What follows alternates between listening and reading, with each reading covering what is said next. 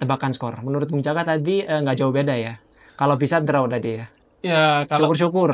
kalau bisa kita meraih hasil imbang. Kalau nggak bisa boleh kalah tapi jangan terlalu lebar. Jangan terlalu lebar.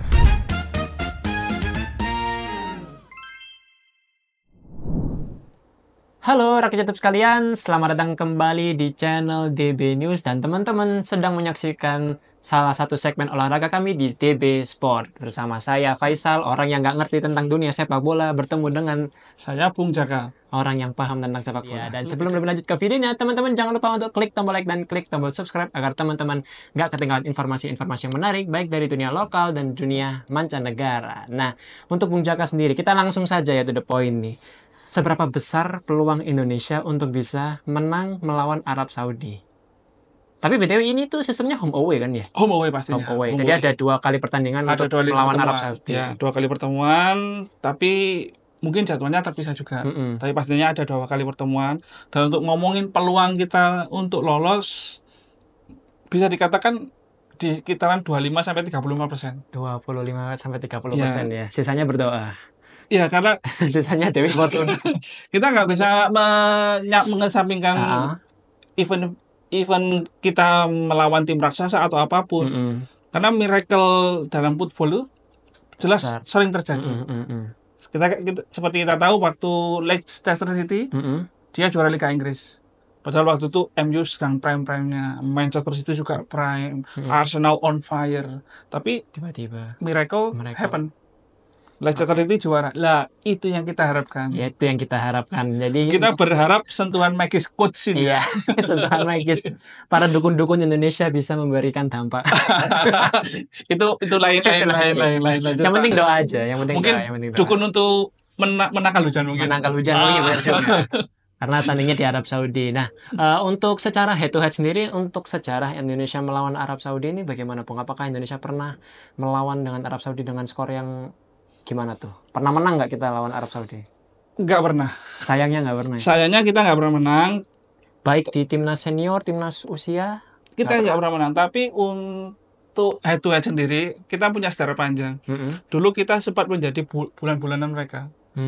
Skor 7-0, 4-0. Kita sering digelas sama mereka. Tapi beberapa tahun belakangan ini kita menunjukkan performa terbaik kita.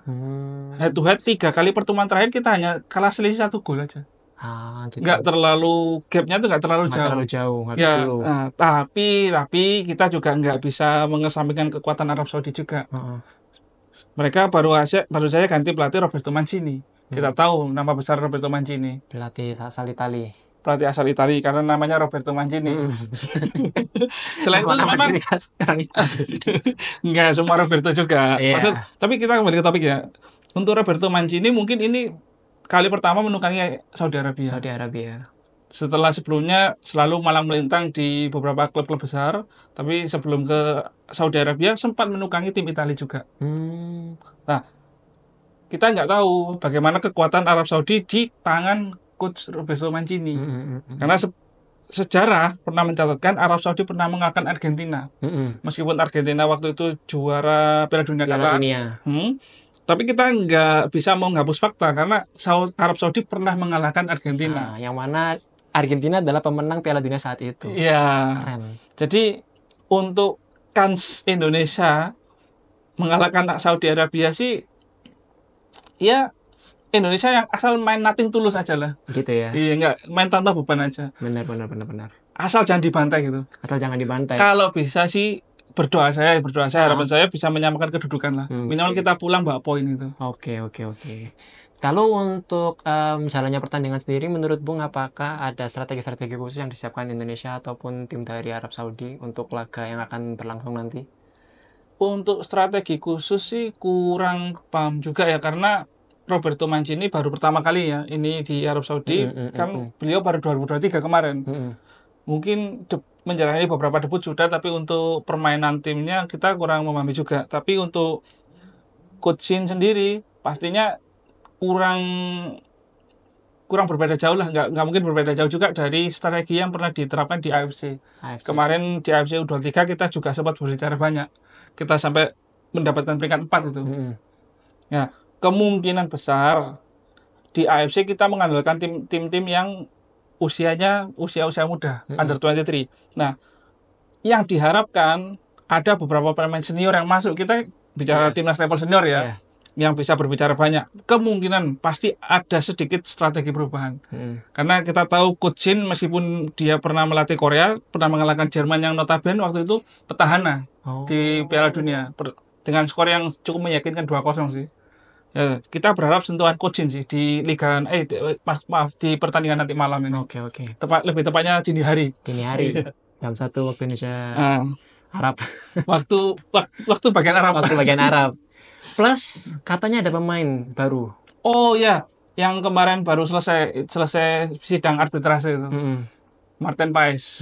Congratulations. Ya, meskipun kita tahu harusnya di Oktober selesai, tapi karena ada campur tangan dari KNVB, itu PSSI-nya Federasinya Belanda yang membuka jalan untuk Martin Paes, memuluskan jalan Martin Paes, karena Martin Paes terkena beberapa sandungan sih, tapi beruntungnya Indonesia sekarang kita sudah punya kiper kaliber dunia lah. Yoi. Jadi untuk kans mengambil poin sih pasti ada. Asal bisa memaksimalkan setiap peluang gitu aja. Oke. Itu tadi ya. Terus kalau sebentar, aku sebenarnya mau menanyakan ini, Bung. Kan untuk sekarang kan kualifikasi Piala Dunia 2026 nih kan. Kenapa masih putaran 3? Maksudnya kan untuk secara grup Indonesia itu terdiri dari berbagai grup kan. Nanti misalkan dari Asia itu akan diambil berapa orang atau akan diambil berapa negara untuk lolos? Ada, karena aturan FIFA yang terbaru untuk Piala Dunia tahun edisi 2026 ini, untuk perwakilan Asia mendapatkan 8 slot. 8 orang. Berarti dari sekian banyak negara di Asia akan diambil 8 slot.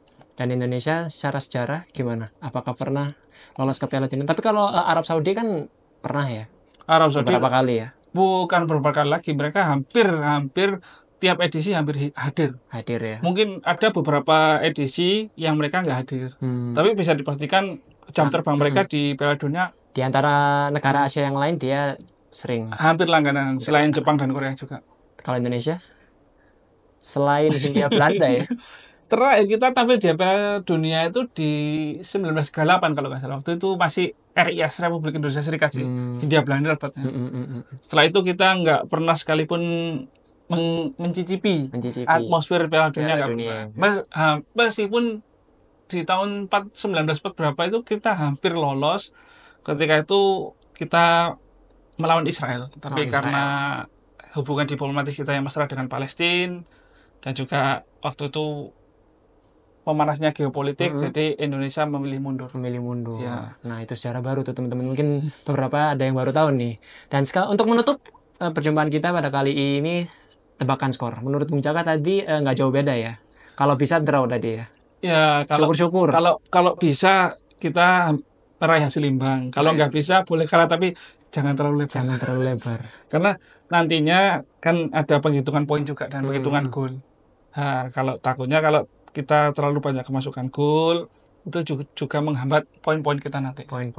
Nah, itulah teman-teman. Untuk teman-teman sendiri, apakah teman-teman bisa memprediksi skor-skor untuk pertandingan nanti? Tulis aja di kolom komentar. Dan sekali lagi teman-teman, mau menang atau kalah, kita tetap harus mensupport timnas-timnas kita, teman-teman. Karena supporter itu mendukung, bukan merundung. Nah, itu tadi. Oke, itu saja informasi yang bisa kami sampaikan untuk video kali ini. Sekali lagi teman-teman, jangan lupa untuk klik tombol like dan klik tombol subscribe agar teman-teman nggak ketinggalan informasi-informasi yang menarik, baik dari dunia lokal maupun dunia mancanegara.